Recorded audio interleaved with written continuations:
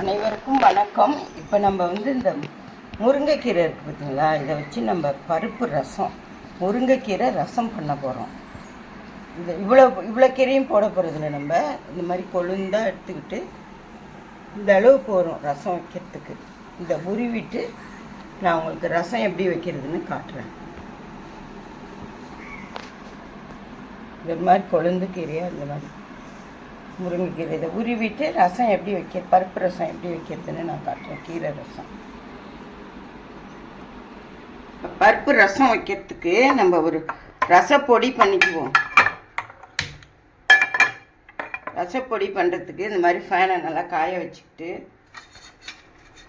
இந்த மாதிரி வெறும் சட்டியில் நான் இப்போ கொஞ்சமாக தான் பண்ண போகிறேன். அதுக்கு தேவையான அளவு தான் போட்டிருக்கேன்.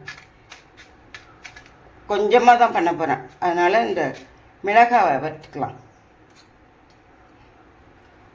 மிளகாயோட ஒரு ஸ்பூன் தனியாக போட்டிருக்கேன். இந்த மிளகாய்க்கு தேவையான ஒரு ஸ்பூன் தனியாக போட்டிருக்கேன். இது ஃபஸ்ட்டு இதை நல்லா வறுத்துக்கணும். வெறும் சட்டியில் தான் வறுக்கணும், பொன்னிறமாக வறுக்கணும்.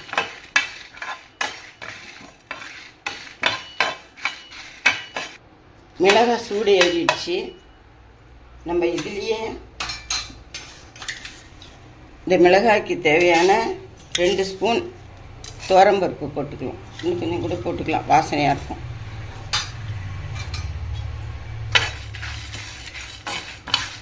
இது கொஞ்சம் வறுத்ததுக்கப்புறம் என்ன போடுறதுன்னு சொல்கிறேன். இப்போ கொஞ்சம் செவந்துச்சு. இந்த மிளகாய்க்கு தேவையான ஜீரகம் நல்லா வெடிக்குது பாருங்கள். இந்த ஸ்டேஜில் நம்ம ஸ்டவ்வை குறைச்சிக்கிட்டு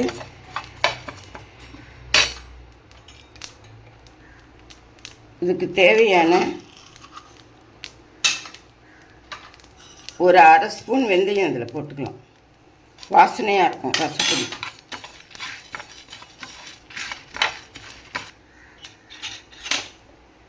இதில் ஒரு ஸ்பூன் மிளகு போட்டுக்கலாம்.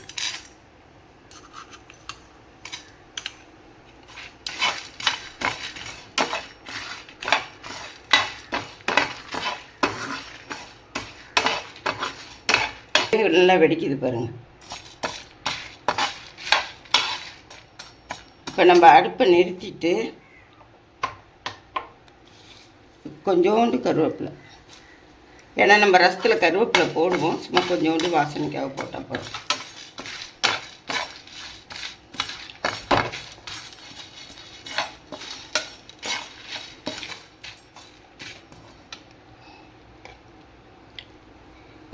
இந்த இதுக்கு தேவையான பெருங்காயத்தூள் கொஞ்சம் போடுறேன். இந்த பொடிக்கு தேவையான பெருங்காயத்தூள். நம்ம ரசம் வைக்கும்போது பெருங்காயம் சேர்க்க தேவையில்லை. இந்த பொடி மட்டும் போடாமல் மட்டும் பூண்டு மட்டும் நம்ம இடித்து போட்டுக்கணும்.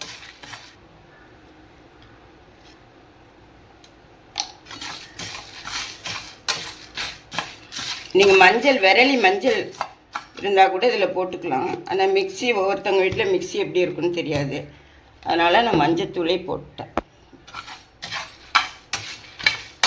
இது நம்ம ஆறுனதுக்கப்புறம் அரைச்சி ஒரு டப்பாவில் போட்டுக்கலாம். அவ்வளோதான். இப்போ அரைச்சிட்டு நம்ம ரசம் செய்யும்போது நான் காமிக்கிறேன். கீரை இந்த மாதிரி உருவிக்கோங்க. கீரையை நல்லா உருவிட்டு இதை நல்லா நம்ம அலசிக்கலாம். இந்த கீரைக்கு தேவையான பருப்பு வச்சுருக்கேன். குக்கரில் இந்த மாதிரி வேக வச்சுக்கோங்க.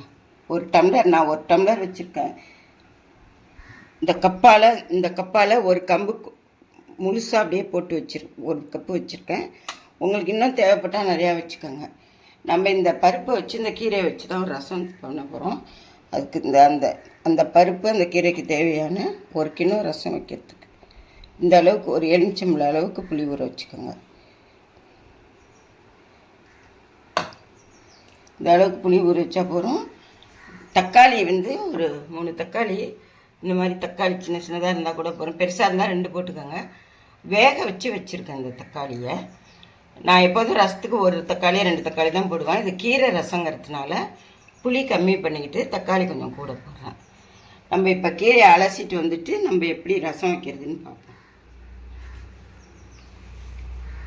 இந்த பாருங்கள், நம்ம வருத்தம்ல ரசப்பொடி எப்படி எவ்வளோ வாசனையாக அப்படியே கிச்சனே ஒரே வாசனையாக இருக்குது. இந்த ரசப்பொடி போட்டு தான் நான் இது ரசம் பண்ண போகிறேன்.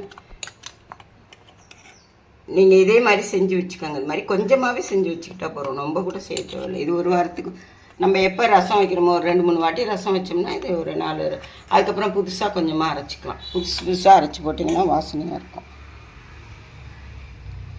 இது தேங்காய், இந்த பருப்பு வேக வச்சுட்டு தேங்காய் வச்சுருக்கேன். தேங்காய் பொடி பண்ணி வச்சுருக்கேன் கீரைக்காக. பூண்டு தட்டி வச்சுருக்கேன், பூண்டு தட்டி போட்டுக்கலாம். நான் அப்புறம் ரசம் வைக்கிறப்ப காட்டுறேன் உங்களுக்கு.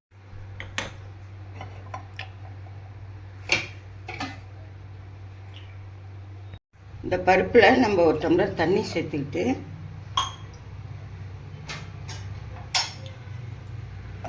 நல்லா கிளறி விட்டுக்கணும்.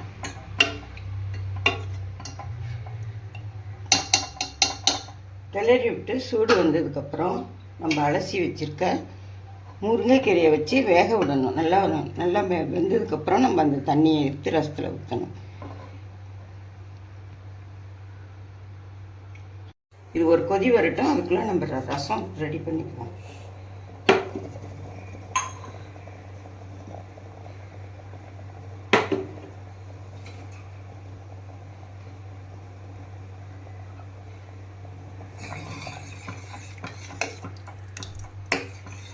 இந்த மாதிரி நம்ம கரையாமல், இந்த மாதிரி கரைஞ்சும் ஒன்று கரையாமல் இருக்கணும்.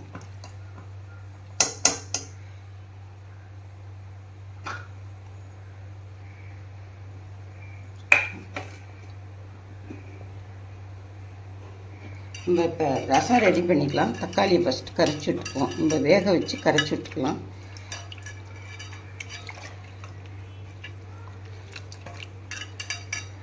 இந்த கீரை ரசங்கிறதுனால தக்காளி கொஞ்சம் கூட தான் வைக்கணும். நான் இதால் ஒரு இது வைக்க போகிறேன் ரசம்.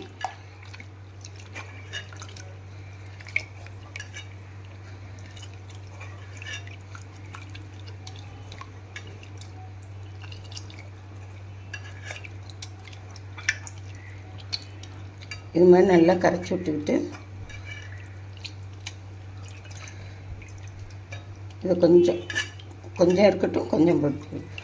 ஏன்னா அந்த ரசம் நம்ம எடுக்கும்போது இது அதில் வந்து இருக்கணும். கொஞ்சம் பரவாயில்ல, போகிறோம், இந்த அளவுக்கு இருந்தால் போகிறோம். இதை நம்ம புளிஞ்சு எடுத்துக்கலாம். இப்போ நம்ம இதில்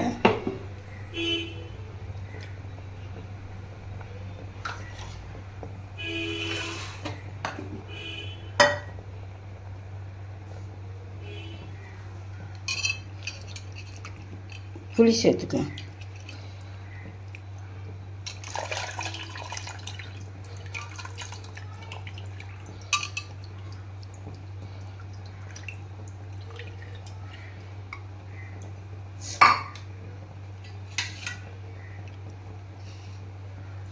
ரசத்துக்கு தேவையான உப்பு,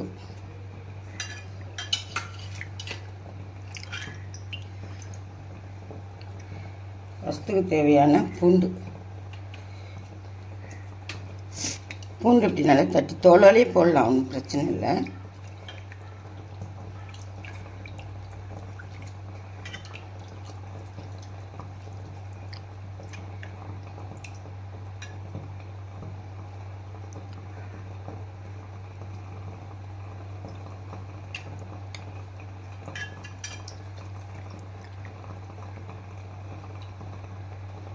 தோல்லாம் எடுத்துக்கலாம்.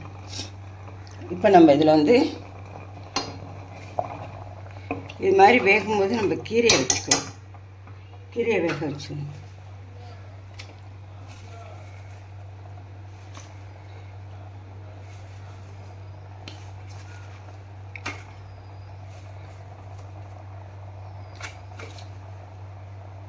போதும், இந்த அளவுக்கு கீரை போடுறதுக்கு.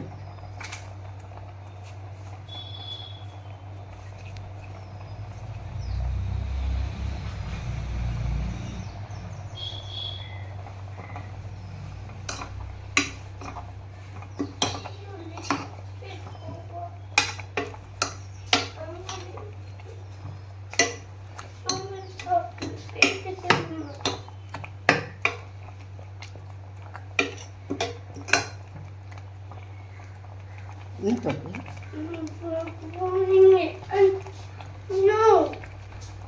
இது கொஞ்சம் வேகட்டும். கீரை வெந்ததுக்கப்புறம் நான் ரசத்தில் எப்படி சேர்க்குறதுன்னு காட்டுறேன். ரசத்தில் கொஞ்சம் நல்லா 1 ஸ்பூன் ரசப்பொடி போட்டுக்கோங்க, நல்லா வாசனையாக இருக்கும். ஒரு ஸ்பூன் போடும், ரொம்ப வேண்டாம். நம்ம செக் பண்ணிக்கலாம். இல்லை சரியாக இருக்குது. நம்ம தண்ணி பருப்பு தண்ணி கீரை தண்ணியை ஊற்றிட்டு அதுக்கப்புறம் உப்பு வேணால் நம்ம இன்னும் கொஞ்சம் சேர்த்துக்கலாம். இன்னும் ஒரு 1/2 ஸ்பூன் பொடி போடும். ஒரு 1/2 ஸ்பூன்.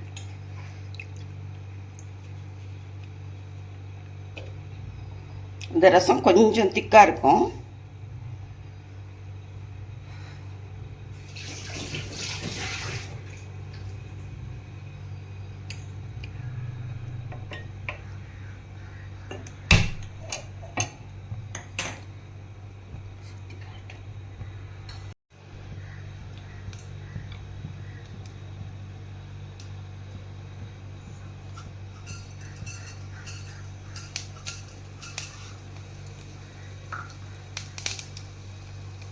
பெருங்காயத்தூள் பொடியிலே போட்டிருக்கோம், நம்ம ரசப்பொடியிலேயே. இது கீரை ரசங்கிறதுனால இது பெருங்காயம் தேவையில்லை. வேறு ரசம் வச்சா பெருங்காயம் போட்டுக்கணும். நல்லா கடுகு வச்சுட்டு கருவேப்பிலை போட்டுக்கணும். ரசம் இதில் போட்டுக்கணும்.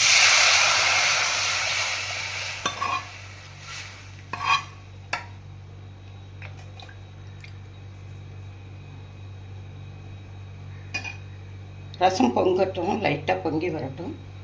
நம்ம இப்போ வந்து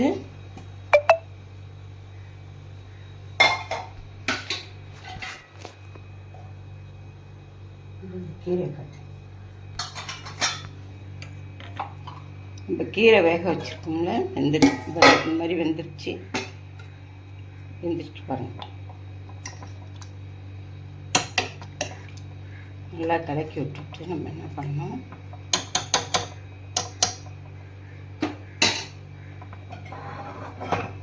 கீரையை எடுத்து இப்படி நம்ம வச்சிடணும்.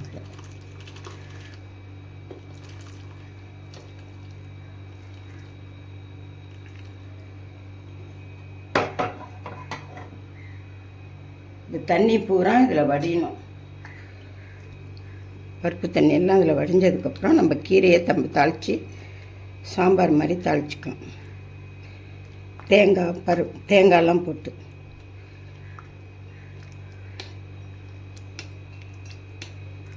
இது மாதிரி கிண்டி விட்டோம்னா கீழே தண்ணி பூரா இறங்கிடும்.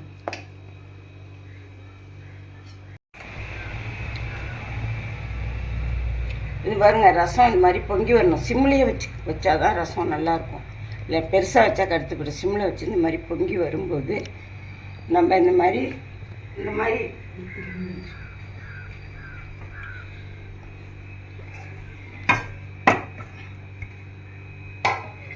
இது பாருங்க, பருப்பு நம்ம வச்ச கீரை தண்ணி இறங்கியிருக்கு பாருங்க.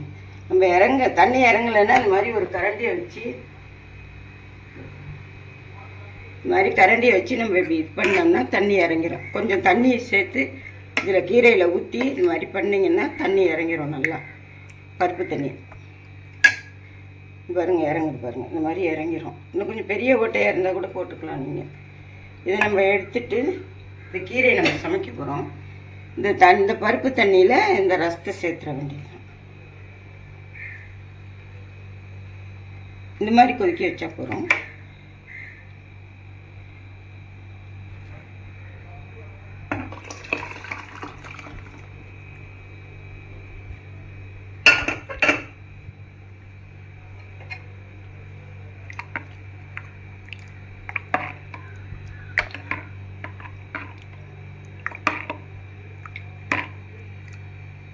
இதில் இன்னும் கொஞ்சம் 1/2 டம்ளர் தண்ணி ஊற்றிக்கலாம், பச்சை தண்ணி.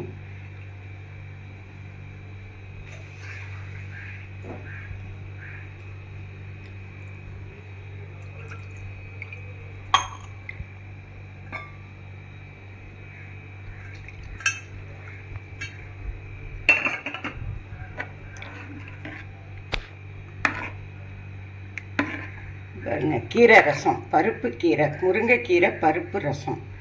ரெடி. நம்ம இப்போ எல்லாம் சரியாக இருக்கான்னு நம்ம செக் பண்ணிக்கலாம். புளியெல்லாம் சரியாக இருக்குது. கொஞ்சம் உப்பு மட்டும் நம்ம சேர்த்துக்கணும்.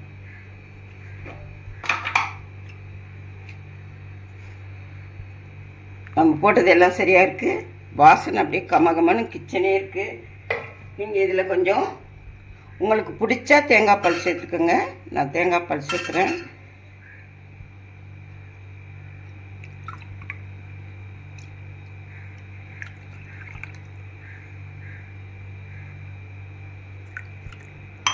உங்களுக்கு பிடிக்கலன்னா தேங்காய் பால் சேர்க்க வேணாம். நான் இப்போ இதில் தேங்காய் பால் சேர்த்துருக்கேன். இப்படி கீரை ரசம் உங்களுக்கு பிடிச்சிருக்கா பாருங்கள். இதே மாதிரி ட்ரை பண்ணி, இது அவ்வளவும் உடம்புக்கு சத்து, இரும்பு சத்து ஜாஸ்தி உள்ளது. நீங்கள் சூப்பு அது இதுன்னு வச்சு சாப்பிடா இந்த மாதிரி வச்சு சாப்பிட்டிங்கன்னா உடம்புக்கு ரொம்ப ரொம்ப நல்லது. முடி கொட்டுறவங்களுக்கெல்லாம் முடி வளரும். இது அவ்வளோ டேஸ்ட்டாகவும் இருக்கும். இந்த ரசம் முருங்கைக்கீரை ரசம், முருங்கைக்கீரை பருப்பு ரசம் இது பேர். இதை நீங்கள் சாதத்தோட நெய் விட்டு இல்லை நல்லெண்ணெய் விட்டு இல்லை சும்மா கூட சாப்பிட்லாம். அவ்வளோ நல்லாயிருக்கும், அவ்வளோ டேஸ்ட்டாக இருக்கும் இந்த பருப்பு ரசம். நீங்கள் ட்ரை பண்ணி பாருங்கள். ட்ரை பண்ணி பார்த்து